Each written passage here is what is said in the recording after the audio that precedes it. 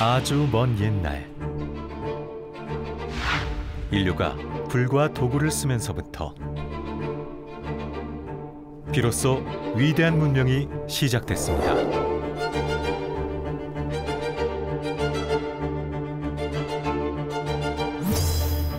인류의 역사는 기술의 진화로 이룩한 겁니다. 기술 패러다임의 대전환, 21세기.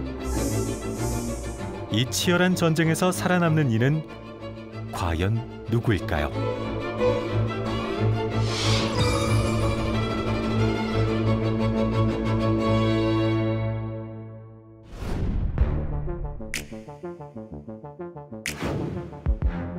인공지능, AI 기술 투자로 반도체 수요가 폭발한 덕인데 이처럼 전 세계 치열한 경쟁 속에 한국 AI 기술은 새로운 AI 컴퓨팅에 우리가 새로운 그 리더십을 가진 제품과 조직을 만들겠다라는 그런 꿈을 가지고 있었습니다.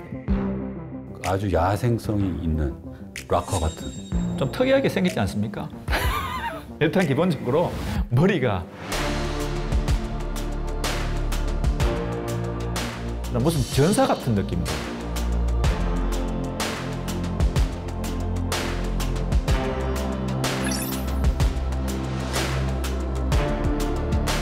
새로운 패러다임의 변화는 반드시 새로운 큰 비즈니스의 어떤 기회가 생기기 마련이고 그 속도감 있게 스타트업들이 잘 해낼 수 있을 거라는 좀 믿음을 가지고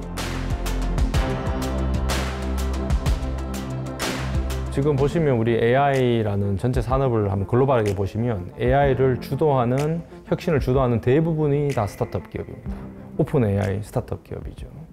딥식 스타트업 기업이죠. 마치 우리가 마이크로소프트와 구글이 이걸 주도하고 있는 것 같지만 대기업보다 더 파괴적인 혁신을 스타트업이 이제 해낼 수 있는 거죠. 신생 스타트업이 많은 서울 강남. 이 회사는 창업한 지 8년 만에 기업 가치가 약 1조 원이 되는 비상장 회사, 즉 유니콘에 등극했답니다. 임직원 수도 확 늘었지만 그 흔한 대표 집무실도 따로 없습니다. 저희 퓨어스 AI는 고성능 AI 반도체를 개발하는 회사입니다. 저희 같은 경우는 그냥 같이 이렇게 같은 공간에서 이렇게 일을 하고 있습니다. 근데 스타트업이 아무래도 이제 모든 우리 그 임직원분들이 같이 굉장히 긴밀히 소통하고 또 같이 협력하는 게 굉장히 중요하기 때문에 공간적인 구성도 굉장히 그런 소통을 강화할 수 있도록 그렇게 설계되어 있긴 합니다. 이 젊은 구성원들이 작년 세계를 깜짝 놀라게 했습니다. 이들이 개발한 2세대 AI 반도체는 초당 512조 번의 부동소수점 연산 처리를 할 만큼 가공할 속도를 자랑하는데요. 저희 그 레니게이드 제품은 그 LLM급 되는 가장 프론티어의 AI 모델을 실제 가장 효율적이고 고효율로 처리할 수 있는 시장에서 실제 사용할 수 있는 제품을 저희가 다른 어떤 경쟁사보다 그 혁신을 담아 굉장히 시장에 빨리 이제 출시했는 지점이고요. 이미지나 음성 인식, 자연어 처리 등 복잡한 AI 연산을 효율적으로 빨리 처리하는 거죠. 굉장히 이제 큰 사이즈의 그 실리콘 그 다이를 가지고 있고 여기 보시면 오른쪽에 있는 두 개의 사각형이 그 HBM3입니다. HBM, 고대역폭 메모리는 메모리 칩을 수직으로 쌓아 올려 칩의 용량을 늘리는 동시에 칩 사이의 연결거리를 극적으로 줄여 훨씬 빠른 속도로 훨씬 많은 데이터를 전송할 수 있습니다. 그래서 그 HBM과 큰 이제 컴퓨터를 할 수 있는 실리콘 다이를 그 2.5D 패키징으로 결합해서 이렇게 완제품으로 이제 하고 있고 여기는 이제 트랜지스터가 400억 개가 집적되어 있습니다. 여러 기능의 칩을 하나로 통합하는 건 물론 고대역폭, 고용량 메모리를 가동하는 패키징 기술 역시 차별화된 장점인데요. 이런 개발은 오랜 동료들이 있기에 가능했습니다. 우리 지금 뭐 테스팅 결과는 지금 어떻습니까? 저희 그 공동 창업자인 저희 회사의 김한준 CTO이고요. 안녕하세요. 처음 시작부터는 저희 이렇게 둘이 같이 사무실에서 2명만 있을 때도 많이 있었고 같이 밥을 먹고 결혼을 따지면 뭐 부부와 같을 정도로 굉장히 이제 중요한 파트너라 말씀드리겠습니다. 서로 간에. 의형제 정도로 하는 게 어떨까요? 의형제로 하겠습니다. 의형제보다 저도 동의합니다. 의형제보다 더 강력하다. 부부 같지는 않은 것 같습니다. 형제 같은? 네. 에너지 효율과 발열 부분이 계속 중요하니까 조금이라도 우리가 스타트업은 기존에 없던 기술 혁신을 주무기로 성장하는데요. 그래서 엔비디아 GPU는 이제 예를 들면 과학 연산이라든지 그래픽이라든지 다양한 것들을 다 이제 커버하는 어떤 좀 범용적인 특성을 가지고 있다면 저희는 그보다는 이제 AI 계산에 특화되어서 정말 그 AI 연산을 가장 효율적이고 가장 빠르게 계산할 수 있는 그런 반도체라고 말씀드릴 수 있겠습니다. 반도체 시장도 급변합니다. 기존의 중앙 처리 장치 CPU가 복잡한 작업을 순차적으로 처리하는 데 반해 그래픽 처리 장치 GPU는 단순한 연산을 동시에 빠르게 처리합니다. 좀 더 쉽게 비교해 볼까요? CPU가 교사 같은 고급 인력 2명이 일하는 거라면 GPU는 학생들 여러 명이 단순 노동을 하는 격인데요. 이미지나 그래픽 구현에 GPU가 훨씬 유리한 겁니다. 전 세계 GPU 시장의 최강자 엔비디아는 인공지능 시대의 최대 수혜자가 됐습니다. The amount of computation we have to do is still doubling very quickly, exponentially. CPU performance scaling will never return of NVIDIA GPUs in a very large AI supercomputer. OpenAI announced ChatGPT. 미국 기업 엔비디아가 뉴욕 증시에서 시가총액 1조 달러를 돌파했습니다. 반도체 기업으로는 처음인데요. 인공지능, 이른바 AI 개발 열풍의 최대 수혜 기업으로 떠올랐습니다. 이제 엔비디아 GPU가 이 부분을 어떻게 보면은 이 시장 전체를 장악을 하고 있는 상황인데요. 반면에 이제 그렇기 때문에 또 반대급부로 엔비디아의 GPU를 대체할 수 있는 그런 결과물들을 보여준다면 신경망 처리 장치 NPU는 AI 연산에 특화된 반도체인데요. 병렬 연산을 초고속으로 처리하면서도 GPU보다 전력 효율이 높습니다. 그 챗GPT나 라지 랭귀지 모델에 저희가 질문을 하거나 어떤 글을 쓰게 되면은 다음 단어들을 계속해서 계산해냅니다. 더 적은 전력으로. 그러니까 예를 들면은 원래 GPU가 뭐 500W, 700W의 전력을 썼다고 한다면 저희는 그보다 뭐 100W, 200W의 되게 낮은 전력으로 이러한 그 다음 AI 계산들을 계속해서 해낼 수 있는 것이 이제 AI 반도체의 가장 큰 장점이라고 할 수 있겠습니다. AI 시스템 반도체라는 거대한 신시장이 열린 건데요. GPU를 이제 뛰어넘어 새로운 어떤 설계 패러다임으로 테슬라, BYD 같이 기존에 뭐 벤츠가 전기차의 주인공이 된 게 아니라 전기차의 시대는 새로운 주인공들이 나왔듯이 어떻게 보면 우리가 보는 새로운 길들을 개척해 나가고 그럼으로 인해서 이제 어떤 새로운 어떤 길을 열고 새로운 또 시대의 리더가 되는 게 저희가 가는 일이라서 새 시대의 주인이 되고 싶었기에 메타의 인수 제안도 거절할 수 있었습니다. 세술은 세푸대 그런 거 아닐까 싶어요. 사실 스타트업을 한다는 거는 불가능에 도전하는 거거든요. 그렇지만 이제 새로운 전환의 시대에는 지금은 기술의 발전으로 판이 뒤바뀌는 시기예요. 내가 꼴등이었으면 1등이 될 수도 있는 시기라는 뜻입니다. 역사적으로 늘 한판 뒤집기는 존재했습니다. 전기 자동차 시대를 연 테슬라가 그렇고 엔비디아도 원래 게임용 그래픽 카드를 개발하는 회사였죠. 저 회사는 망하는 거 아닐까? 라는 저희 동네에 있는 망할지도 모르는 스타트업? 약간 이런 느낌이었는데 그러한 AI 기술의 성장이 엔비디아의 급성장을 도운 거라고 할 수 있고 다른 한편으로는 그런 엔비디아가 있었기 때문에 또 AI가 성장할 수 있었던 것이기도 합니다. 인류는 늘 도구로 문명을 발전시켰습니다. 증기기관의 시대를 연 1차 산업혁명. 전기와 컨베이어 벨트를 선보인 2차 산업혁명. 3차 산업혁명은 컴퓨터와 로봇 시대를 열었고요.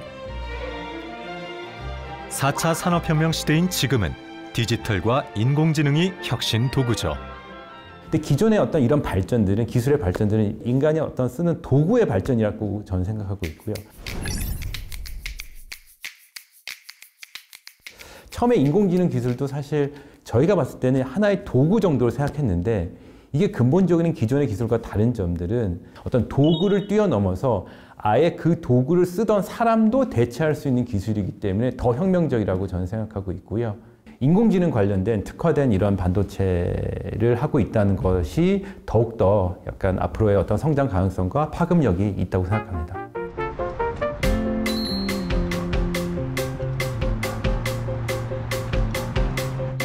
저는 AI 스타트업 리벨리온에서 입사 3년 차로 근무하고 있는 유재훈이라고 합니다. 자전거 타고 출근하는 게 되게 편안하고 상쾌한 것 같아요. 바람 맞으면서 출근할 수 있어서. 자전거를 끌고 대체 어디까지 가나 싶더니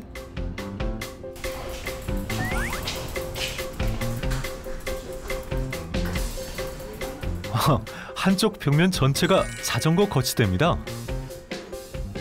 저희는 그 회사에 보통 자전거 타고 출퇴근하시는 분들이 많아서 이렇게 거치해두는 곳입니다. 이게 출근 복장인가요? 네, 출근 복장입니다. 그 스타트업이라서 되게 좀 복장도 자유롭고 규율도 자유로운 편이라서. 실리콘밸리처럼 캐주얼한 분위기. 창업한 지 딱 5년 되는 신생 스타트업인 만큼 젊은 피들이 주축인데요. 세상을 바꾸고 싶은 반항과 전복 의지를 담아 획기적인 AI 반도체를 개발했습니다. 반란군, 저항군, 기존의 레거시에 대해서 저희가 어떻게 좀 새로운 이노베이션을 만들 수 없을까? GPU보다도 더 특수 목적형으로 만들어서 인공지능 알고리즘들 중에서도 훈련이 아닌 추론에 최적화된 반도체라고 이해해 주시면 되겠습니다. 추론용 AI 반도체는 이미 학습된 AI 모델을 사용해 새로운 데이터의 추론 수행에 효과적인데요. 스마트폰 사진의 배경을 알아서 주변과 어울리게 만든다든지 자율주행의 운전 판단도 추론에 의한 것이죠. 실제로 지금 서비스를 하고 있는 그런 AI 반도체 카드입니다. 저희 리벨리온 아톰 칩이 이렇게 4개가 들어가 있고 그거를 하나로 모아서 통신할 수 있게끔 PCI 스위치가 있고 이쪽에는 메모리가 들어가 있습니다. 저희 리벨리온은 패블리스라고 해서 반도체 설계만을 전문으로 하는 그런 스타트업입니다. 반도체 설계와 개발을 전문으로 하는 팹리스와 반도체를 생산하고 제품화하는 파운드리. 이들은 잘할 수 있는 일에 과감히 집중했습니다.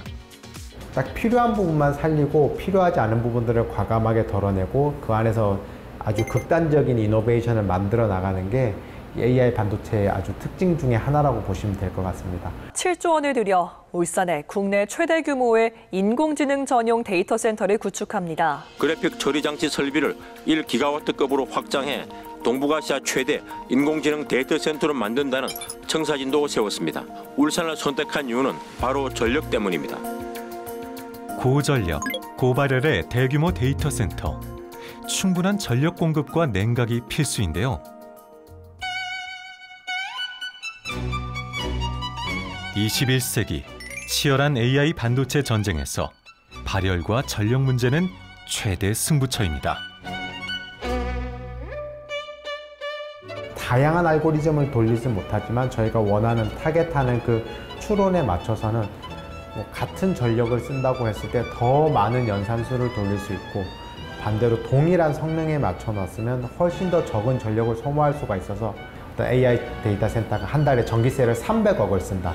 그럼 100억 정도로 이렇게 낮출 수가 있고. 스타트업이 기술 패권 전쟁에 과감히 뛰어든 이유.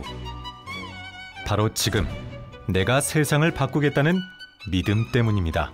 이게 서로 뭐 총만 들었지 않았지 기술 주권이랑 기술 패권을 다투는 그런 시기라고 생각하고, 미국이랑 중국은 이미 한참 앞서 있고, 다만 대한민국 입장에서 이 엔비디아 하나에만 종속이 될 것인가, 조금 부족함이 있어도 저희 AI 반도체 같은 거를 이렇게 잘 좀 키워내서 결국에는 엔비디아랑 경쟁할 수 있는 그런 자국내 회사를 가질 수 있을 것인가, 그런 결정을 하는 시기라고 생각하고 있습니다. EU까지 300조 원 규모의 AI 투자를 선언하며 패권 경쟁에 뛰어들었습니다. No way are we going to let them catch up. We cannot let them catch up. So we're going to deny them our most cutting edge technology.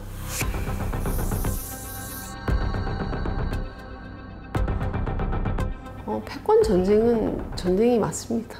모든 판이 바뀌고 있기 때문에 여러 국가의 입장에서도 내가 지금까지 1등이거나 2등이었다면 내가 새로운 기술을 주인이 되지 못하면 나의 지위가 흔들리는 상황입니다. 내 국가의 패권이 나의 기술력에 의해서 좌우되는 그런 상황이기 때문에 좋게 말하면 아직 그 승자가 결정된 판이 아닙니다. 승자를 결정하는 레이스에 들어간 상태인데 지금. 이 길고 긴 레이싱에서 젊은 인재들은 급변하는 지금이 다시 없는 기회라 믿는데요. 제가 이 최전선에 있다라고 많이 느끼는 순간들은 요즘 워낙 그 전 세계적으로 중국의 어디에서 아니면 뭐 미국의 어떤 큰 회사에서 새로운 AI가 개발됐을 때 저희 회사는 그날 대응을 해야 되거든요. 뉴스나 신문, 뭐 TV에 그런 헤드라인이 저희와 많이 관련이 되어 있습니다. 저희끼리 어디 모여서 그냥 사회적 영향이 없는 일을 하는 게 아니라 저희가 죽지 않기 위해서 더 성공하고 문제를 해결해야 되는 거라서 열심히 안 하기가 되게 힘듭니다.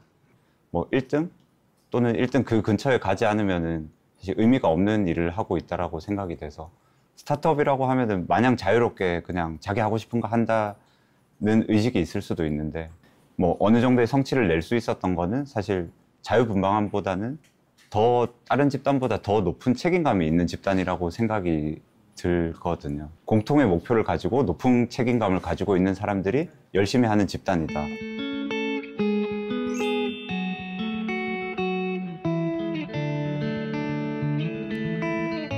어쩌면 하루를 다르게 사는 사람들.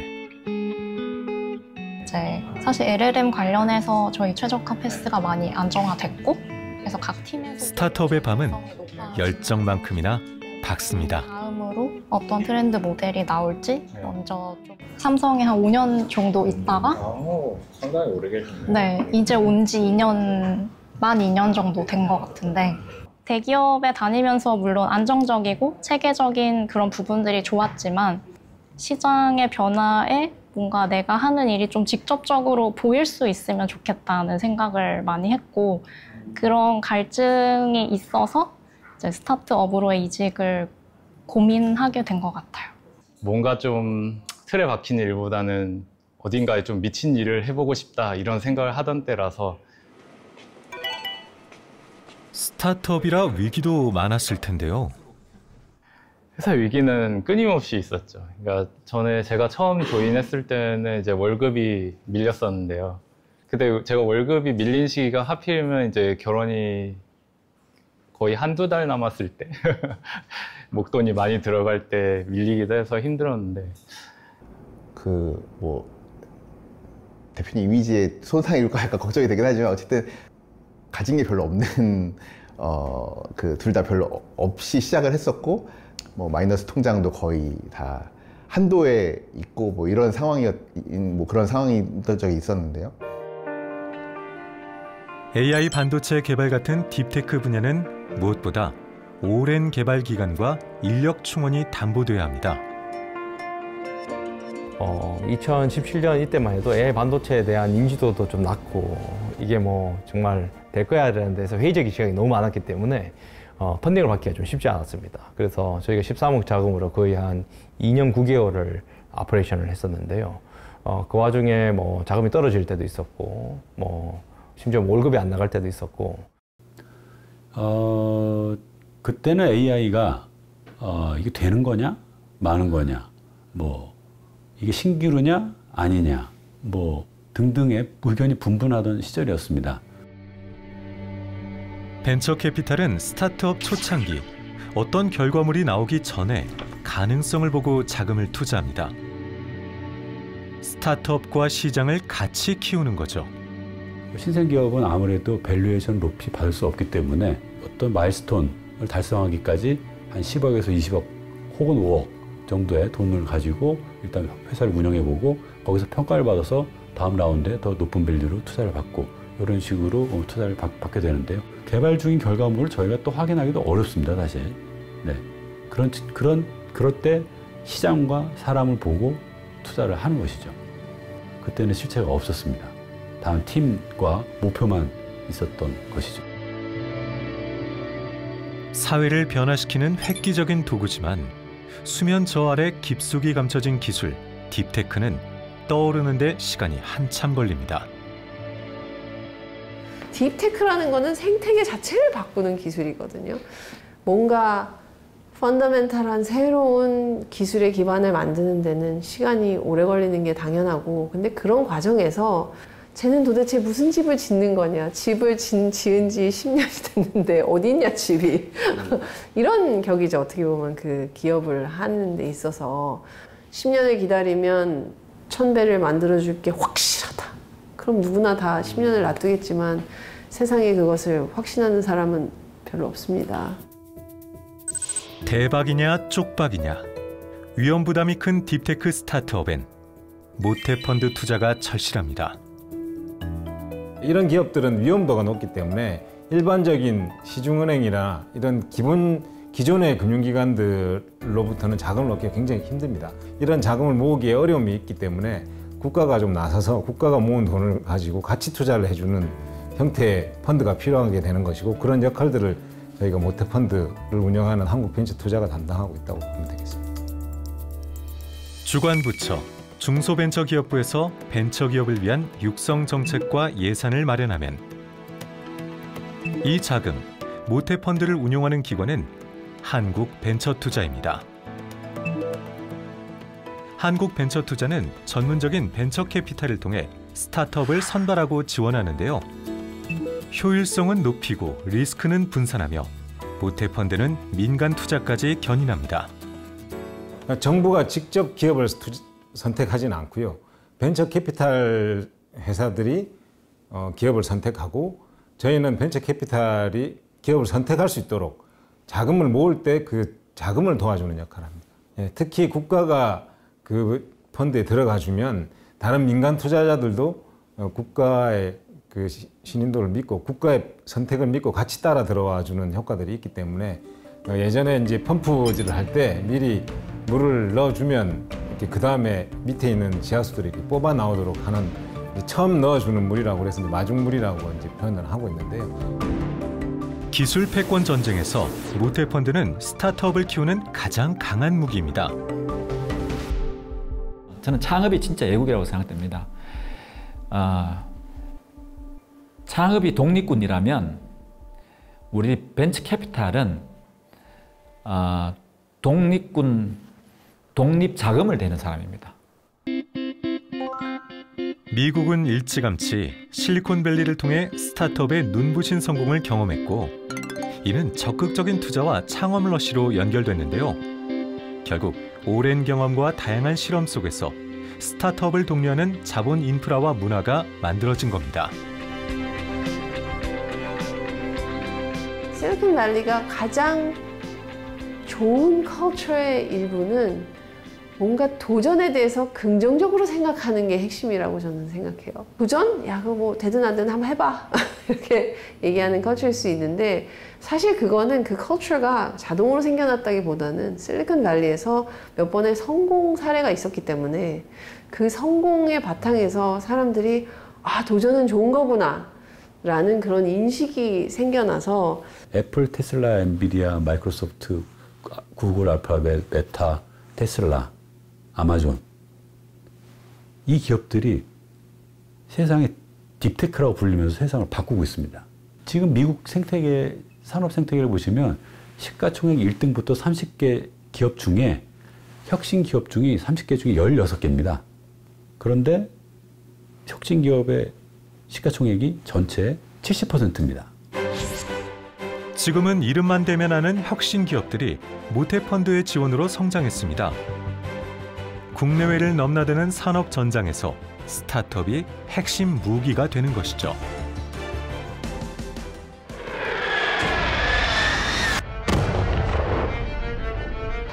단숨에 전쟁의 판도를 바꿔버린 우크라이나 드론 부대의 러시아 공습. 드론을 이용한 러시아의 반격.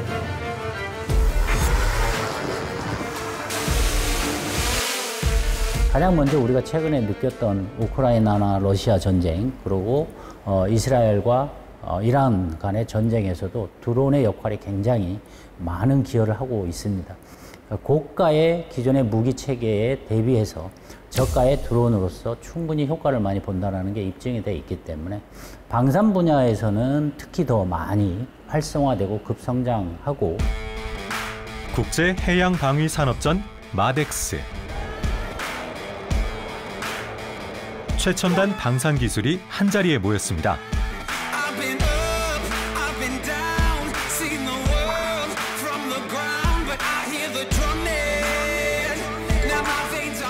드론을 기획, 설계하고 제조하는 무인 항공기 스타트업이 빠질 수야 없죠. 이렇게 사람 많을 줄은 몰랐어요. 저희가 이제 마덱스를 계속 나오고 있는데 이번만큼 이렇게 참관객이 많은 거는 처음인 것 같아요. 9년차 스타트업의 화려한 결과물. 장기 채공형 수직 이착륙 기계입니다. 해상 함정이나 함상에서 활동 가능하고 연속 3시간을 비행할 수 있답니다. 앞에 카메라가 장착되어 있고요. 이 카메라는 임무를 수행하는 겁니다. 즉 탐지 정찰을 하는 용도고, 그러면서 3시간 이상 바다에서도 채공하면서 장시간 동안 어탐을 할 수 있든 또는 정찰을 할 수 있는, 최근에는 AI 기능을 접목을 시켜서 카메라에서 정찰된 영상 이미지에서 실시간으로 유효한 정보를 추출해내는 기능이 들어가 있습니다. 사실 드론 하면 좀 중국이 먼저 떠오르긴 하거든요. 네, 기술적으로 저희가 많이 좀 뒤처져 있는 건 사실이고요. 그래서 이제 쫓아가려고 많이 노력을 합니다. 근데 우리 중소기업들만의 개발 투자 노력으로는 한계가 있고요. 그래서 우리는 못 쓰겠다 이러면 안 되고요. 좀 부족하더라도 계속 써주면서 기술을 육성시키고 고도화시켜서 공공시장에서 요구하는 수준까지 끌어올려 주기를 저희는 기대하고 있습니다. 드론은 국내외 할 것 없이 방산 외 활용 범위가 넓은 시장성 큰 산업이죠.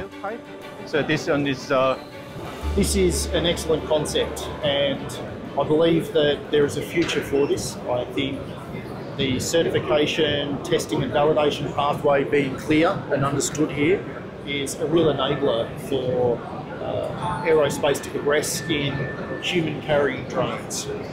Look forward to seeing much more of it in use, both in civilian and defence applications. 친서방 국가들 위주로 반중국 제품에 대한 수요가 늘어나고, 그 중국 제품을 대체할 수 있는 기술을 한국에서 찾으려고 하는 그런 수요가 있습니다.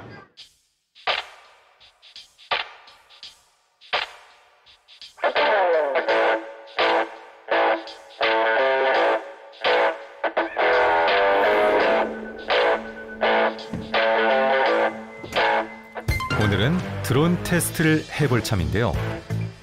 드론은 크기도 중요하지만 무게가 가벼우면서 튼튼해야 합니다. 이 드론은 이제 민간용보다는 군용에 많이 사용되는데 사람이 가만히 서 있기 힘들 정도로 바람이 불어도 끄떡없이 동작합니다. 한 마리의 새를 연상케 하는 날렵한 몸체. 미션 수행은 어떨까요? 네, 정상입니다. 243도. 네. 네, 스테빌 모드. 네, 이륙합니다.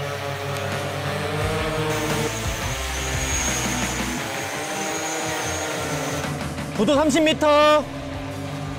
고도 50m에 도달했습니다. 네, 고도 유지 잘하고 있습니다. 네, 미션 잘 타요? 네. 네. 이제 기체의 비행성이라든지 카메라의 동작 확인 이런 것들을 확인하면서 네, 이 조종기는 지금 안전상으로만 이렇게 들고 있고 평소에 그 드론을 운용할 때는 AI를 접목시켜서 운용을 합니다. 3시간 이상 작동하는 AI 드론. 더 정교한 미션이 가능해졌죠.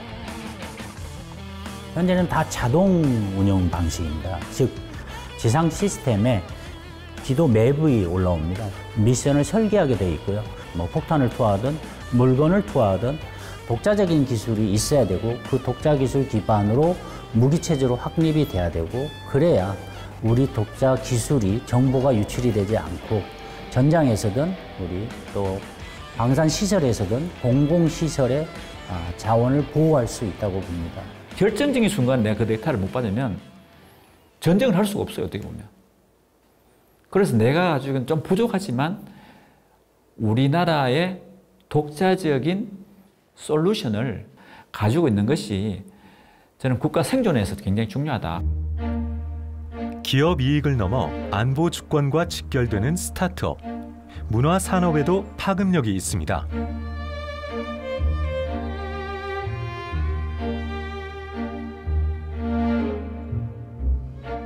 마우스 가져왔습니다. 산사에서 이리 한 바퀴 빙 도는 이유는 공간에 대한 정보를 측정하기 위해서입니다.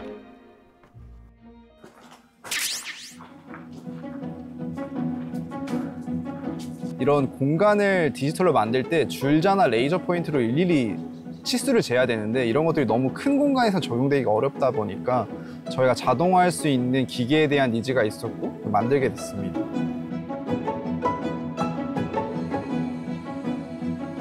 이렇게 걷기만 해도 카메라가 알아서 공간에 대한 정보를 자동 스캔하는데요.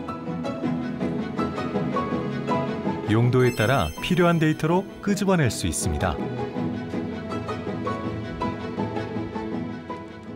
네, 오른쪽은 로봇이나 컴퓨터가 보기에 적합한 파일이고요. 왼쪽은 사람이 보기 편한 파일이라고 이해해 주시면 됩니다.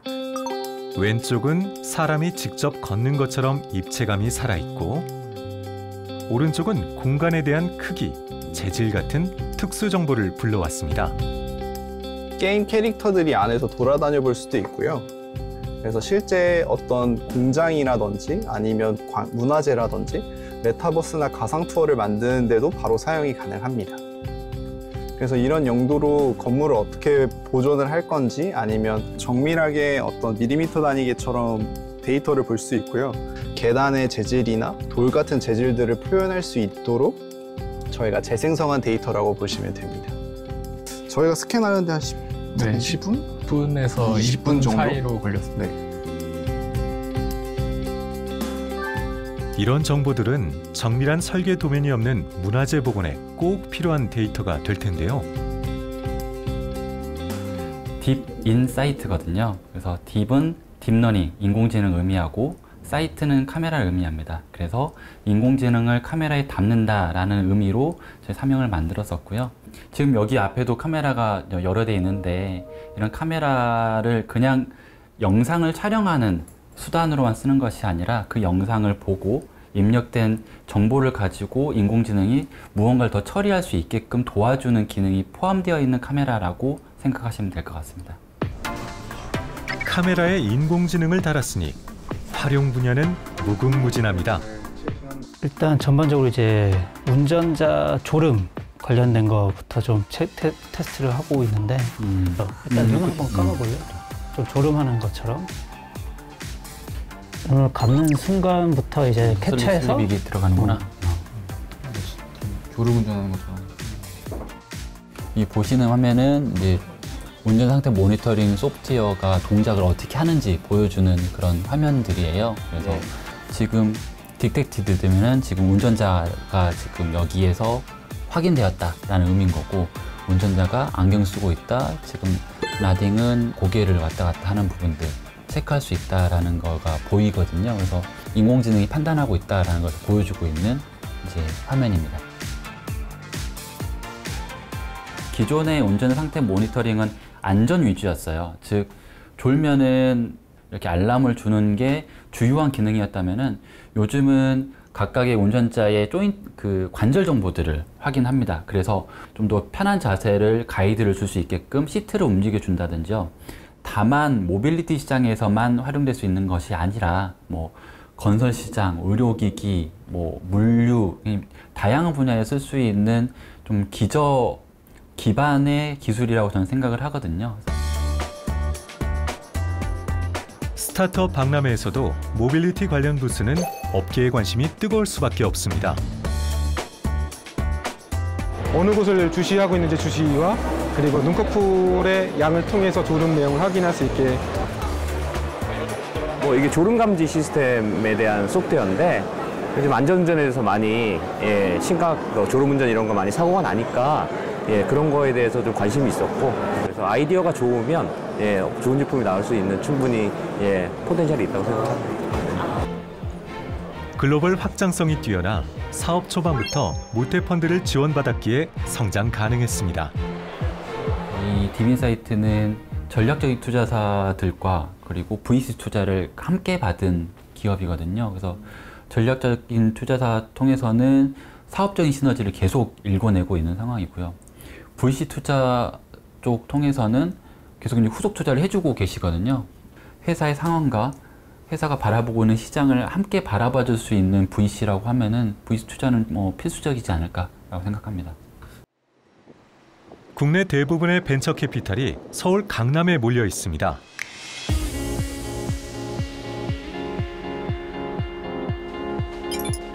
벤처 캐피탈이 모태펀드 투자를 결정짓는 투자 심사가 있는데요.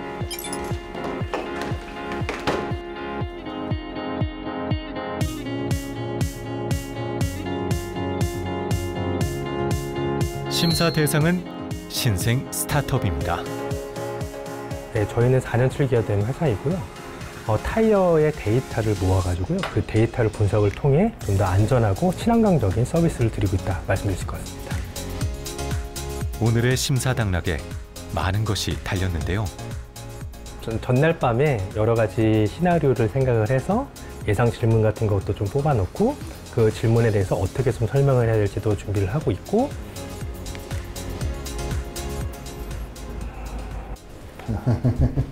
네, 안녕하십니까. 안녕하세요. 네, 안녕하십니까. 주식회사 반프의 유성한입니다. 반프는 모빌리티에 남아있는 마지막 아날로그 영역인 타이어를 디지털로 전환하기 위해서 태어난 회사라고 이해할 수 있고요. 그래서 저희가 벤처 캐피탈은 기업의 가능성과 위험성, 동전 양면을 잘 파악해야 합니다. 벤처 스타트업은 사람이 보는 관점에 따라서 어떤 사람은 정말 이 회사가 엄청 대박이 날 거라고 생각하는 사람도 있고, 반면에 극단적으로 어떤 사람은 그 회사가 안 될 거다라는 생각도 있는 만큼 각각의 시각과 견해차가 되게 크다고 생각을 하거든요. 그러니까 저는 VC는 10명의 심사학이 있으면 10명의 다른 눈을 가졌으면 좋겠다라고 생각하고 있고. 벤처 캐피탈의 스타트업 평가 기준은 다양한데요. 시장성은 물론 원천 기술과 특허 같은 기술 차별성, 그리고 수익 실현 가능성과 인력의 전문성, 세계 진출 가능성 등을 면밀하게 확인해야 합니다. 고객을 알고 나를 알고 나의 위치도 아는 회사를 투자하고 싶다라고 개인적으로 생각을 했었어요. 그래야 시장 수요가 있는 제품을 만들고 그 진정성이 또 저희한테도 전달이 돼서 자금 조달을 대표님이 원하시는 것들을 도와드릴 수 있을 거라고 생각을 했고, 제일 중요한 거는 혁신적인 투자예요. 그리고 두 번째 저희가 보는 기준은 글로벌입니다. 글로벌 경쟁력이 있느냐, 또 글로벌 확장성이 있느냐를, 그리고 세 번째 저희의 전략은 리딩입니다. 단순히 투자가 아니라 투자한 후에 어떤 회사의 성장과 지원을 같이 해나간다는 점을 중요하게 생각하고 있고요. 분당 판교에 자리 잡은 한 스타트업.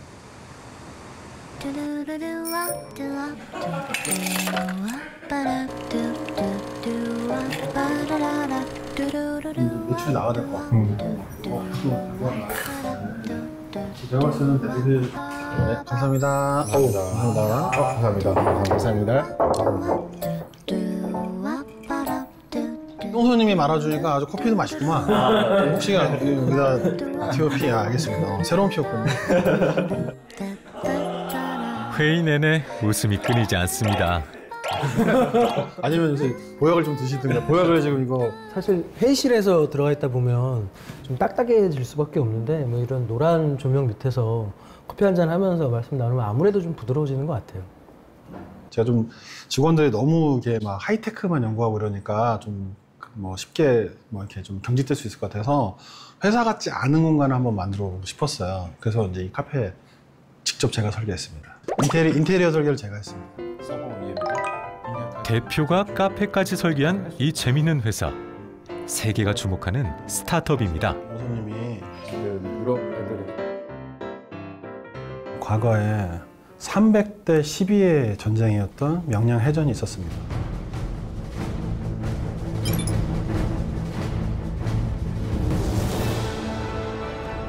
여기서 이순신 장군이 승리한 비결은 전장을 잘 선택한 거였습니다.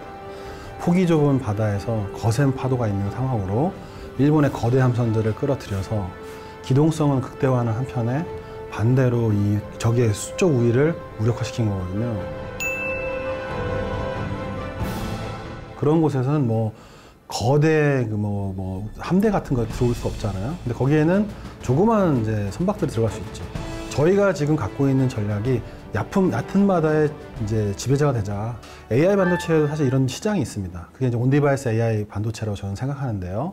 그 인공지능을 처리할 수 있는 것을 바로 뭐 로봇이라든가 청소기라든가 디바이스 안쪽으로 넣을 수 있기 때문에 사실 통신이라든가 네트워크 연동이라는 게 필요 없어집니다. 서버 연동 없이 개별로 작동하는 온디바이스 기기에 AI 반도체를 장착하는 기술인데요. 저희는 미래에 이제 로봇이라든가 자동차, 드론, 뭐 가전기기 이런 모든 소형 전자기기에 AI가 쓰이게 될 거라고 예상했어요. 그러려면은 이게 발열, 전력 소모, 그 다음에 저가격이라는 제약 조건이 존재하고 글로벌 기업한테는 굉장히 큰 암초같이 작용하거든요. 거센 파도와 이 암초들에서 우리가 그걸 제약 조건을 유리한 조건으로 바꿔내서 여기서 우리가 글로벌 리더가 되면 먼 시간 후에는 글로벌 탑 테크 회사가 될 수 있다고 믿었습니다. 고비용, 고전력이 드는 GPU가 거대한 AI 시스템 반도체에 유리하다면 상대적으로 작은 온디바이스 AI 반도체를 타깃으로 잡은 것이죠. 여기 이제 DX-M1이라고 하는 저희가 지금 지난달부터 양산을 시작한 칩이고요. 이 칩은 보시는 것처럼 아주 단순한 싱글보드 컴퓨터에 이 모듈을 체결을 하면 AI 가속형 싱글보드 컴퓨터로 변경되는 거라고 생각하시면 될 것 같습니다. 장착되기 전과 후가 이 컴퓨터가 어떻게 달라지는 거예요? 지금 잘 아시는 것처럼 엔비디아의 GPU 같은 것들, 그러니까 비싼 솔루션을 쓰면 그래도 그런 AI 추론이 가능했는데 지금 여기 보시는 이제 싱글보드 컴퓨터 같은 경우는 아주 단순한 형태의 컴퓨터거든요. 이런 컴퓨터는 아예 AI 모델을 실시간 처리를 전혀 할 수가 없어요.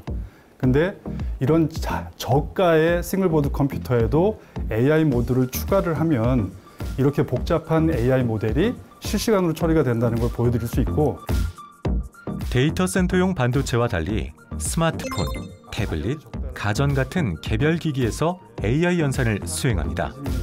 좀 만져볼 수 있게 또 해주는 것도, 예를 들면 저희가 뭐 이태원 참사 사건이라든지 뭐 어떤 상황이 발생할 때 인지하고 싶은 상황을 미리 학습을 해놓으면 CCTV나 이런 화면상에 유사한 상황이 발생을 하면 바로 알람을 띄워줄 수가 있어서 사람들의 안전을 지켜줄 수 있는 기능을 저희 NPU로 할 수 있다고 보시면 될 것 같습니다.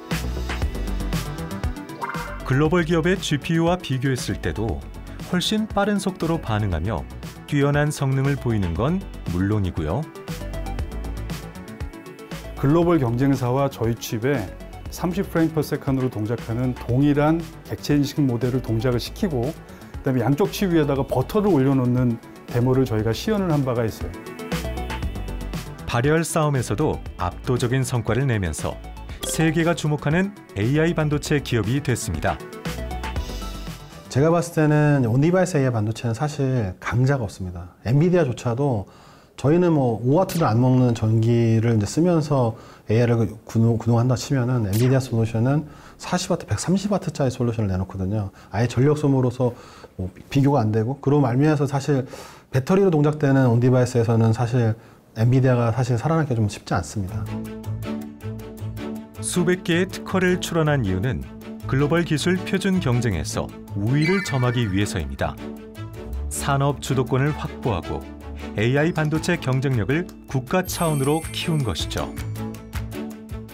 디벡스가 가지고 있는 전략은 패스트 팔로워가 아닌 퍼스트 무버 전략입니다. 최초로 가장 좋은 가치를 시장에 도입시켜서 산업을 재편시키는 그런 역할을 하는 기업이 될 거라고 제가 생각합니다. 산업을 재편하고 세상을 바꾸는 스타트업. 불가능한 것을 가능하게 만드는 기술을 지속적으로 만들려는 시도를 하다 보면은 그런 집요함이 결국에는 또 세상을 바꿀 수 있는 기술을 만들 수 있다고 저는 생각을 해서 진짜 세상을 바꾸고 싶은 사람들이 스타트업에 많이 오는 것 같아요. 시간을 벌어줘야죠. 네, 기술을 가지고 계속해서 연구에 전념할 수 있고 좋은 사람들을 회사에 데려올 수 있고 보이지 않는 기술 전쟁의 정의 요원, 스타트업을 응원해야 하는 이유입니다. 우리가 최고다, 우리가 세계 1등을 할 수 있다라는 어떤 스스로의 강력한 믿음이 저는 제일 중요하다고 생각합니다. 그래서 우리나라도 정말 이런 뭐 중국이나 미국 못지않은 정말 그 파급력을 가진 인공지능 기술을 개발할 수 있다는 강력한 믿음. 석기 시대부터 다 패권은 기술에 의해서 생겼다고 생각하는데 국가의 사활을 걸어야죠. 왜냐하면 그 기술의 승자에 따라서 모든 순서가 바뀌는 시대에 그 딥테크의 승자가 되기 위해서는 장기 투자가 필요합니다.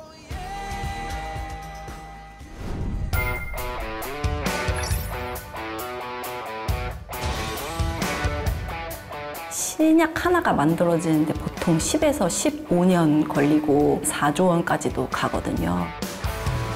이런 거 처음 봤어. 진짜 나도 처음 봤어. 진짜 신기해.